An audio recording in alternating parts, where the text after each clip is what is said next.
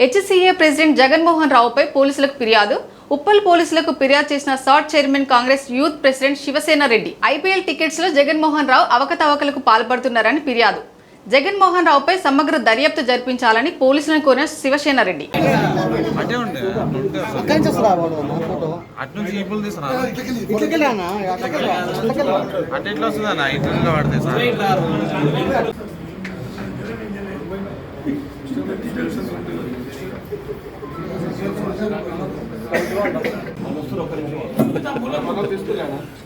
చూడనా